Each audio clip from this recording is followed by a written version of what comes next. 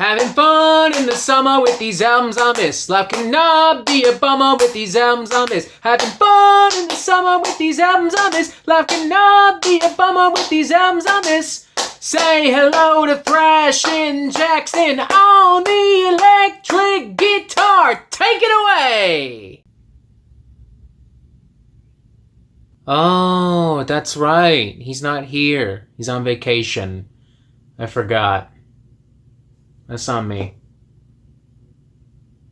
Anyways, albums I missed. May 2025. Here we go. You know the deal. It's a bunch of albums that we talk about, that we didn't talk about, and now we're gonna talk about. Right now! And I hope you like Polish death metal, because right off the bat, we've got quite a bit of that. We've got Bellum Regis, I don't know how this word is pronounced, I also kind of don't care.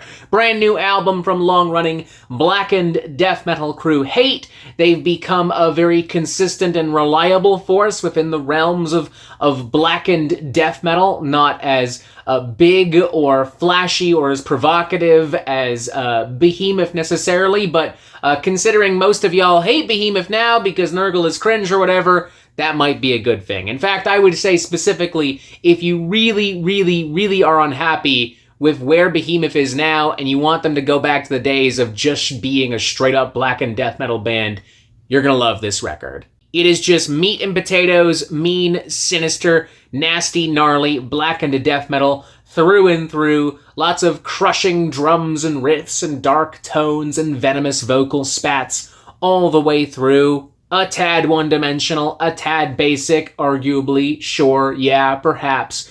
But a good, solid, fun, nutritious little blackened death metal meal. Irregardless, not much more to say. If you like blackened death metal, if you liked previous Hate albums, I don't see any reason why you wouldn't like this. And again, if you're very disappointed with modern-day Behemoth, I think that this will make you feel a lot better as well. Next up, we've got one more dose of Polish death metal via the Humanility EP from Vader Icons, pioneers of Polish death metal.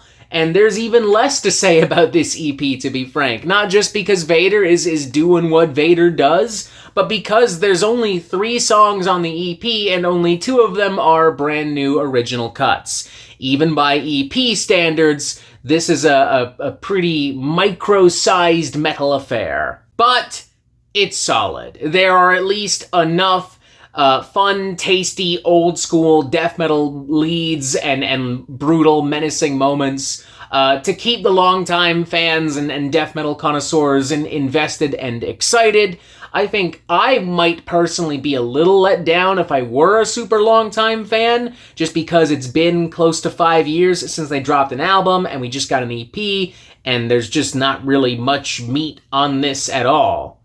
So, yeah. But I'm also not a super diehard longtime fan, so the fuck do I know? It's super tight, it's super loud and hellish and brutal. It'll get the job done, even if for just like 9 minutes. No joke. It's a solid 9 minutes, though. Moving on, no more Polish death metal, sorry, but we do have another EP, this time from Candlemass, entitled Black Star, and this is what they're releasing to celebrate 40 years of Candlemass, of being a band, of creating true, epic, Doomicus Metallicus doom metal. And I would have done something a little bigger. I would have done something that feels a little bit more special. However, at least they did something. And also, it's a pretty good little EP. A pretty atypical, standard meat and potatoes, old school doom metal record for sure. Anybody arguing otherwise is fucking, you're stupid, straight up. But it's still really well done. Candlemass are still masters of their craft. I like that the guitar solos and licks and harmonies and melodies across the album had this very old school, classic rock, Black Sabbath kind of soulful screech to them. I love that that's complemented by these slower, sluggish, sprawling riffs and rhythms that have like real weight and they feel huge and cinematic. I like all the extra little dynamics, you know, acoustic guitars here and there, creepy sounding organs and keys here and there. Johan's vocals leave a little to be desired in some parts, but there is a wisdom and maturity and theatricality to his aged kind of doomy vocal timbre that I think is really cool, and I do think it adds dimension to the music. Like, it adds layers to it. It makes it feel all the more eerie and creepy and doomy at times. Even the cover of Sabbath Bloody Sabbath is pretty cool, and this is coming from somebody who very famously is not the biggest fan of that particular Sabbath album. Overall, a solid little EP. If you like Candlemass, there's no reason not to check it out and not to also enjoy it. Next up, we have one more EP, this time from Full of Hell, entitled Broken Sword, Rotten Shield. If you've been paying any attention to modern-day grind and extreme metal, there's no reason for you not to be familiar with Full of Hell in some capacity. Their work ethic is crazy. The consistency and the quality of their music also kinda crazy. They're always dropping music. Collabs, EPs, full-blown albums, experimenting with so many different dynamics and noise and like grindcore and death metal and slower, sludgier progressions even here and there. And a lot of that has been brought onto this EP, which I also feel like has some more darker, menacing, more rabid, more visceral riffage, especially in comparison to their previous album, Coagulated Bliss, which was really heavy on electronic noise dynamics blended with grind and power violence. This feels like more of a riffy, heavy, meaty affair. I mean, it's still Full of Hell, so it still has its weird, atmospheric, fucked up moments, but like, damn, some of these riffs are genuinely pretty fucking sharp and pretty fucking tasty. And there's a really good variety of riffs and tempos across the board, too. Like, you have your classic grind riffs, you have your chunky, chewy death metal riffs, the closing number goes into more slow-paced, almost kind of like Doom-style shit. The concept of the EP is genuinely really cool, too, as the band writes on Bandcamp. This latest EP is a blistering meditation on love, loss, and the crushing inevitability of grief through a fantasy-tinged lens. The band crafts a world of dog nights and noble quests, only to tear it all down in a violent reckoning with mortality. Great stuff as per usual from Full of Hell. Definitely check it out. Next up, we have Origins of Aggression, a surprisingly massive new album from English thrash metal underdogs Onslaught. There is nearly 90 minutes of material on this bad boy. Half of the album is a cover album with Onslaught tackling songs from the Dead Kennedys, Sex Pistols, Discharge, Judas Priest, Black Sabbath. The other half of the album is Onslaught re-recording a bunch of their old songs from the 80s. It's a lot of stuff here. I'm sure that longtime fans will love this. Me personally, I just don't really care, and I'm shocked that people thought that I would care, because I weirdly got a few requests to look at this. To be clear, I don't hate the album. It's just hard to justify sitting through essentially a 90-minute compilation. I very famously don't care about cover albums and cover songs unless they're really good or really new or different. I don't really talk about a lot of compilations. I don't talk about B-side albums or, albums where people re-record their greatest hits very often. So I don't know why y'all thought I was going to be jumping over this. I'm not doing that. It's fine. It does the job. Don't get me wrong. If you want nasty, gnarly, pissy, in-your-face, aggressive, kind of punky thrash metal, it does the job. I'm not knocking Onslaught's talents. I just don't have it in me to really care about this kind of album. And again, I'm kind of shocked that a lot of you expected that I would. So, that's it. If you want to spend 90 minutes relishing in nostalgia with Onslaught, go for it, whatever. I don't care, and I don't have it in me to care. Next up, we have Children of Eve, brand new album from long-running Greek melodic black metal crew Nightfall. I came to know of them back in 2021 with the release of At Night We Pray. I think I remember Jimmy from the Block saying that this was one of his favorite black metal bands, that he thought this was a really great, underrated black metal band. I think I remember him saying that. I don't remember where exactly. Shout out to Jimmy from the Block while we're at it, I guess. How you doing? Anyways, I like this album. I don't think I like it as much as At Night We Pray, But this is still a really cool, really solid album. I like all the different atmospheres. I like all the different dynamics here. I like how they play around with different textures and melodies. I like how we're kind of leaning a little bit into death metal with some of the riffs without losing like that kind of like black metal aesthetic and aggression. I like that it is a pretty diverse and eclectic record. Like with Inside My Head, we go damn near close into like this almost kind of like gothic doom territory with some more lush kind of textures and some slow moving passages. And I like how that's contrasted with some like death metal, black metal kind of battering rhythms and such. And I like that the band isn't afraid to incorporate like clean vocals and even feminine vocals here and there across the record. And I like how they do all of this without going into necessarily the bombastic kind of melodrama territory of a band like, say, Dimmu Borgir or Cradle of Filth or whatever have you. I think that it could be better balanced. I think it could be made more tight, more cohesive, but overall a pretty solid fucking record. I think if you're looking for something maybe a little bit different from black metal right now,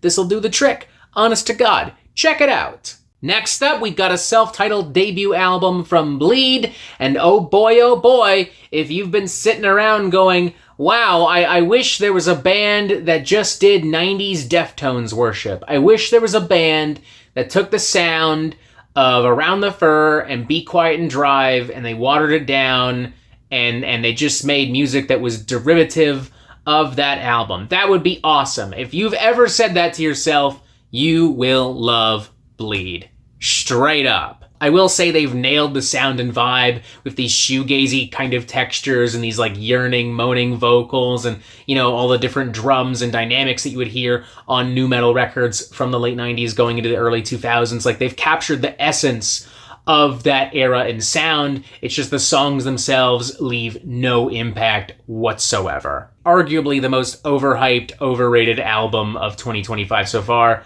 I do not understand why there was so much hype and buzz around this thing at all. Moving on. Okay, so of all the albums that we're talking about today in this video, this next one is the only one where I thought maybe I should do a review. It's the only one where I'm thinking right now, maybe I should have done a full review. That album is Incendiary Stadium from cosmic, death, black metal, post-metal crew, A Flock Named Murder. Hailing from my neck of the woods as well. Toronto, what up? How you doing? I'm really enjoying this album. It is a dense, sprawling, immersive, cinematic affair, brimming with emotion and great melodies and these really brutal, dark, cathartic moments. There's only 4 songs on this album, but they all range between 13 and 19 minutes long. The album is 1 hour long, and there are so many twists and turns, so many different peaks and valleys. 1 minute you have very bleak and melancholic chords and sections and atmospheric breaks. The next you have towering walls of like blackened death, heavy with emotion and energy. The next you have these slow-paced, drudging, agonizing, churning death metal guitars. Honestly, the tracks are so dense and cram-packed with so much great stuff, I wouldn't even really know where to really begin, like, dissecting this thing if we did do a full-blown album review. So that's maybe one benefit to not doing a full-blown album review. I'm really, really loving this album. I find more and more to love about it every time I come back to it. It's just got so much nuance and so many layers. I definitely highly recommend this record. If we had reviewed it, we'd be looking at a very solid 4.5 out of 5. I'd go as far as to say it's one of the best albums in May 2025, maybe one of the best kind of like post-metal, post-black death metal albums of the year so far. It's really fucking cool, really fucking great. Definitely check this bad boy out. Next up, we have Giampa from Chepang, and yes, I'm well aware I probably butchered the pronunciation of the album title and the band's name. I'm very good at that. I'm very good at being very bad at words and stuff. You know that, or at least you should by now. Originally from Nepal, now located in New York City, they have dubbed their particular brand of grindcore Imug grindcore. They sample Nepali pop songs in their music, and they sing their songs in the Nepali language, and they talk about immigration and a lot of different social political issues that are relevant to them and where they're from and where they live right now. And I think that that's really cool. This is a perspective and a side of the world that we don't always really see represented in grindcore and extreme metal music. And I also really like that at the core, this is still just a really great grindcore record. Like, it's dirty and raw and aggressive and nasty. Lots of nasty, rough edges and battering riffs and lots of aggression and anger. I do feel like vocals are sometimes a little buried in the noise and the chaos and the intensity of the music. I really, really like this thing. I think it's kind of a underrated grindcore gem right now. There's definitely room to improve, but when it hits genuinely pretty hard. Definitely check this one out. Next up, we have the Convalescence Agony's brand new full-length studio album, The Sophomore, in fact, from melancholic death doom crew Weeping Sores, featuring Doug Moore and Steven Schwegler of Piron fame. You know Piron, technical avant-garde death metal crew. Their previous studio album, Exhaust, was one of my favorites of 2024. So yeah, obviously I was pretty pumped and interested in this record. Now I will say, I haven't spent a lot of time with it. This just came out like a little bit ago. I've only had like one full playthrough of this album, so it's hard for me to like really comment, even by the loose standards of these videos. But what I have heard, I've thoroughly enjoyed. There's a lot of emotion, a lot of depth, a lot of nuance to the music as well. And I think it's really well done. I like the more minimalistic, kind of stark kind of sound as well. I think it complements everything very nicely. I look forward to spending more time with this album. Right now, if I was to give it a review, and I thought about it for a second, if I had spent more time with it, maybe I would have, we'd be looking at like a really solid 3.5 out of 5, leaning towards a 4. There's a lot of great stuff here. It's kind of like that Flock Named Murder album I mentioned earlier, where there's a lot of different layers, a lot of nuance, a lot of depth, and I find that, I think that much like that album, I'm going to enjoy this more and more the more I spend time with it more and more. Yeah, does that make sense, Anna? Yeah. Yeah, Anna's here now. She came in halfway through recording. How was your day? That was alright. Nobody cares. Shut up. Okay. Shut up. Fuck you. Fuck you too. Fuck you. Fuck you. Wanna go for drinks? Yeah. After this? Yeah. Like right after this? Yeah. Okay. Next up, we have Manen Ska Lisa Din Vag from Savarta Havet. Wow. I absolutely butchered that one as well. This is the sophomore full-length studio album from this Finnish black metal band. A lot of people were glazing this up earlier in the month, and unlike Bleed, I can see why. This record is cool. Very raw, powerful, emotive, kind of like post-atmospheric black metal kind of stuff here. It kind of reminds me of Harakiri for the Sky in certain points. It also weirdly reminds me of the more like full-on black metal sections that I would hear on a Panopticon record. Love the vibe and the sound and the feel of this record. Love how it retains the heart and soul of like classic black metal, and it whips out so many great classic black metal sections and towering walls of tremolo riffs and beats and screeching vocals as well. Just a really solid record from start to finish. I definitely think there's more this band could do to kind of elevate their sound, but I mean, we can cross that bridge when we get there. For now, just a really solid kind of post-atmospheric black metal record, but like heavy on more old school kind of black metal influences. Cool stuff. Check it out. And finally, let's start wrapping things up with Mysteries of a Flowery Dream, brand new full-length studio album from atmospheric death doom crew Jade. This is really cool. Crushing cosmic atmospheres and vibes all the way through. These huge soundscapes complemented by and emboldened by slow, drudging, agonizing, epic death doom metal. Great use of contrasting, complementary tones and textures and colors and riffs here. I love the size and the vast feel of the record. The way that it goes through different tempos and movements is so successful that it can be almost jarring. Like when we go into these more extreme, heavy-hitting kind of like death metal barrages, it was a legit kind of like curveball for me. And I gotta say, we might have a contender for best album artwork of 2025. The album art for this bad boy is just beautiful. Yet another album, much like Weeping Sores and A Flock Named Murder, where I'm like, I really look forward to spending more and more time with this bad boy. Definitely check this out if you have not done so already. And voila, that's it. Those are all the albums I feel I missed in the month of May 2025. But as per the norm, there's always still something else, which means now it's your turn to tell me about that something else. Let me know in the comments below. What should I be on the lookout for? What else is happening in the underground that I should be looking at? What are some big name albums that maybe I missed that maybe I shouldn't have, or whatever? It happens, whatever. I'm only human. Contrary to popular belief. I'm just a guy. I'm just a dude, you know? Let me know what you think of these albums as well. Press subscribe, boom other videos, join us on Discord, and as always, you have yourself a fantastic fucking day.